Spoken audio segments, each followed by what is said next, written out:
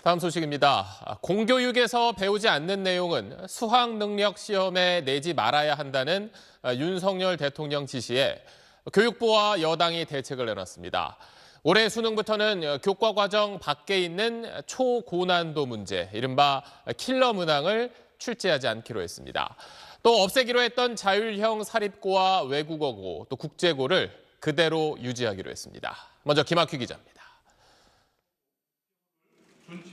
교육부는 학생들을 사교육으로 내모는 교과과정 밖 초고난도 문제 킬러 문항을 올해 수능에 출제하지 않기로 했습니다. 대학 교수도 풀지 못할 정도로 문제를 베베 꼬우고 정말 그런 사안들이 많았습니다. 그래서 이런 것들은 정말 좀 없어져야 되는 거고. 공교육에서 다루지 않는 내용을 출제하면 사교육에 의존한 학생들이 유리해지고 이는 공정한 입시가 아니라는 윤석열 대통령의 지적을 반영한 조치입니다. 교육부는 또 대형 입시학원의 거짓 과장 광고로 학부모들이 불안해하지 않도록 일부 학원의 불법 행위엔 엄중히 대응하기로 했습니다. 학생들의 소질과 적성에 맞는 맞춤 교육을 위해 문재인 정부가 2025학년도부터 폐지하기로 했던 자율형 사립고와 외국어고, 국제고는 존치하기로 했습니다. 이 장관은 대통령과 정부 부처 간 엇박자 논란엔 전적으로 교육부 잘못이라며 고개를 숙였습니다.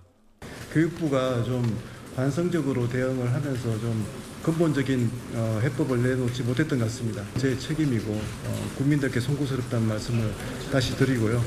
민주당이 윤 대통령을 향해 교육 문외한이라고 공세를 펼친 데 대해 여당은 입시비리 수사 경험을 들며 엄호했습니다.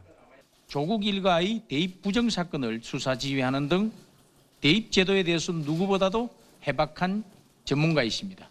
민주당은 이번 주 국회 교육위 전체 회의를 열어 이번 논란에 대한 공세를 강화할 방침입니다. SBS 김학휘입니다. 네, 안녕하십니까, 김현우입니다. 더 많은 뉴스와 라이브 이벤트를 보고 싶으시면 화면 오른쪽을 눌러서 구독해 보시길 바라겠습니다. 또 저희 SBS 앱을 다운로드하시면 속보 알림도 받아보실 수 있습니다. 항상 저희 SBS 뉴스를 시청해 주셔서 대단히 고맙습니다.